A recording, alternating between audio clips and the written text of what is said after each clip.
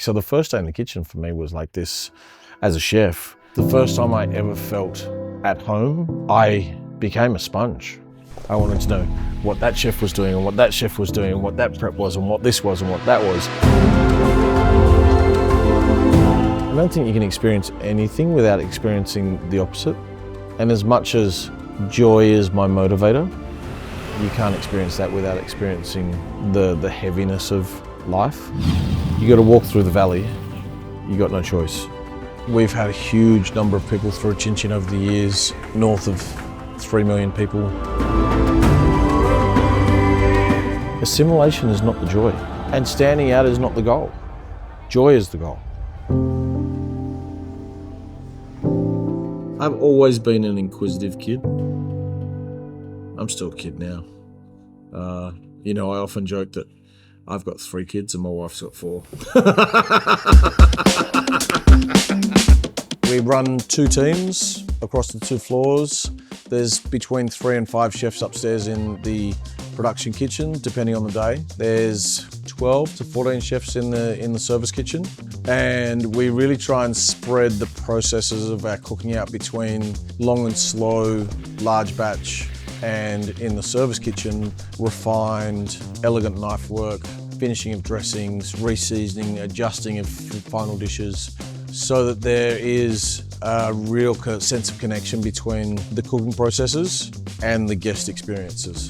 The food at Chin Chin is predominantly Thai, heavily Southeast Asian inspired, and as such, we use a lot of secondary cuts. We use a lot of belly, we use brisket, we use shoulder, things that require a lot of time and effort to bring the best out of the meat. So the Convatherms have been amazing for that. Like, we can essentially put in at 10 o'clock at night and cook for the 15 hours so that by the time the staff are coming in the next morning, one team starts, the other team finishes. A Convatherm combi oven facilitates roasting, facilitates steaming, facilitates wet roasting, and it allows the kitchen to really nail how the day flows and what's going on. Things like the door that opens and slides right down the side so that it's space saving. It means that it's not taking up room in the kitchen and impeding the flow of service or the movement of staff. I mean, we run our ovens, they work 24/7.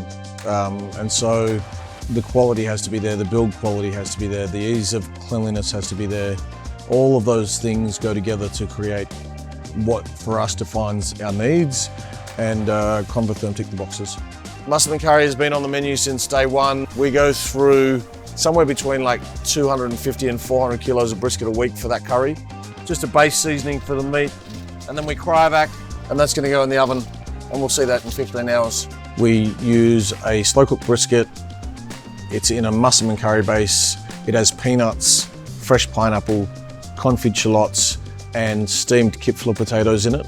The thickness and the richness of the curry allows those spice notes to sit on the palate for a very long time. And it's nutty and floral and aromatic and delicious and mellow, but with these deep spice notes that come through. Because it's quite a thick, rich, almost gravy-like consistency, you're left with this heady, rich, delicious flavor. It's yummy.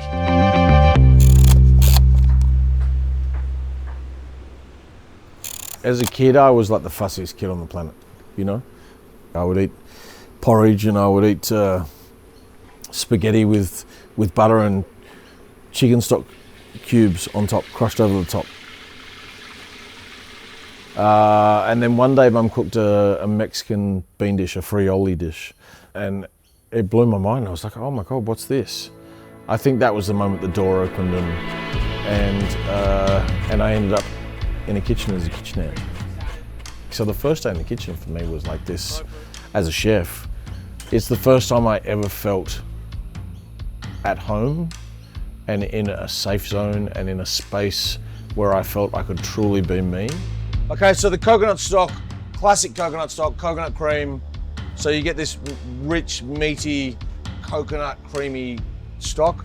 And we basically just put fresh aromats in there each time. Lime leaf, coriander root, lemongrass if we've got it, chili, galangal, just some of those aromatic flavors, just to bring an extra level of complexity to the meat as it braises. I became a sponge. I wanted to know what that chef was doing and what that chef was doing and what that prep was and what this was and what that was. And in the kitchen in those days, I would just eat stuff voraciously, like knowledge and food. I would chew on dried spices to understand, and my brain would go, right, that's what that flavor is, okay. You could taste gaps, you could taste holes, because you're like, if I added this, there's an extra layer of complexity that could come into this dish. The lamb dish is an ode to a classic Burmese butterbean dish. I've twisted it and tweaked it to the Chin Chin experience. I discovered many years ago when my wife and I did a trek right up to the Burmese border that borders are only in our mind. I think if we take off the blinkers and take off our own sense of need for this to be from here, I think we start to realize that food is influenced from all over. And you know what, until this moment right now,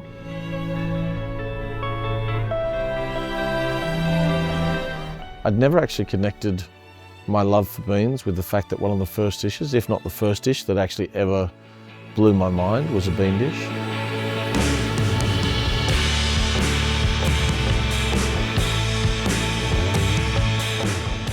There needs to be authenticity, there needs to be integrity, but there's no reason why this and this can all sit side by side.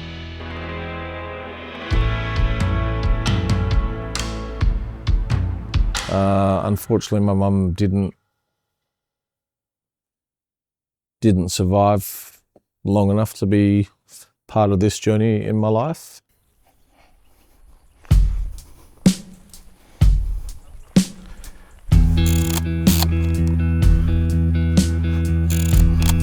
I don't think you can experience anything without experiencing the opposite.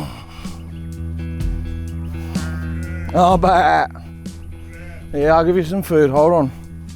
And as much as joy is my motivator, you can't experience that without experiencing pain and grief and the heaviness of life. There are certain things that I anchor myself to that allow me to wake up and stay connected, right? The anchor points are really important. This space, my home space, my family space is critical to that. This is it's a work in progress, and we're sort of, each season we sort of get a better understanding of what works and what didn't.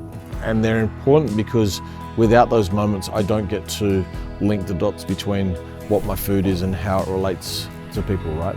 I think my life placed me where I needed to be, and the things I've experienced have helped define who I am and the way I deal with things. You know, Chin Chin is such a glorious place. It's such a place for joy and for celebration and for losing fear. The world was not an instantly easy place. I was bullied as a kid, I was different, I was not the norm. I have a birthmark on the side, on the back of my leg that's huge, and I think it was in year 1 where another kid was bullying me about it, and so I thumped him in the nose. What are you doing?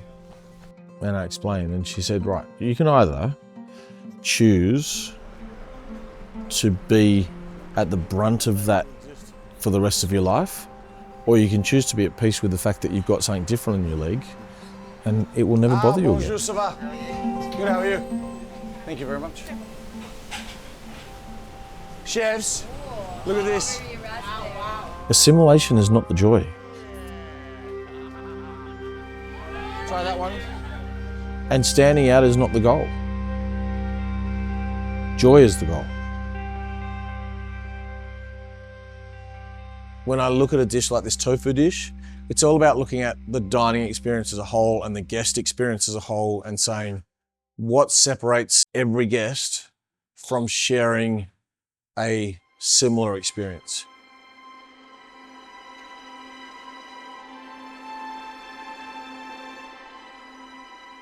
From the very beginning, we've always referred to it as the People's Restaurant. We've had a huge number of people through Chin Chin over the years, north of 3 million people over 14 years. It's the sort of place that you can happily share with a guest from out of town. You can recommend to your friends, you can recommend to your family, to your cousins, to your best mates from Perth or from New York or from London. It's an opportunity to escape the intensity of the everyday, because let's face it, life's intense, and to have spaces within the city that you live in that can help you escape that is wonderful, and that's what Chin Chin is. And if salmon stands in the way of vegetarians or vegans or non-fish eaters getting to enjoy a dish that so many other people have enjoyed over the years, what way can I change that? I want them to all eat it and go, oh my God, this dish is delicious.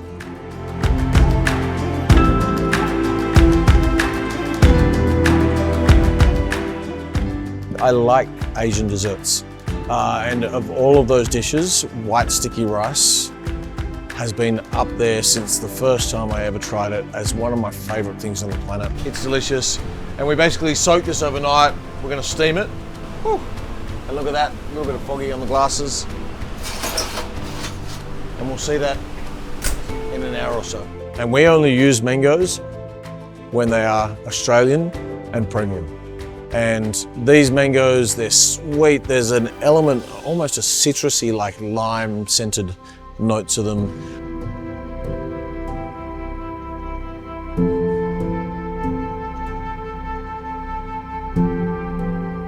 The mung bean is our little twist on the traditional fried mung bean garnish. The freeze-dried raspberries bring texture and a bit of tartness. So there's crunch and there's sweetness and there's saltiness in the rice, and there's just flavors and layers, and I love it.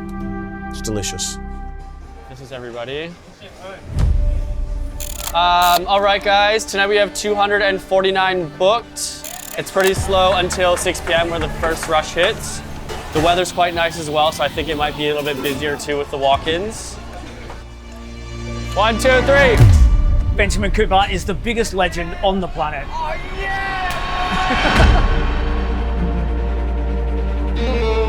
You got to walk through the valley.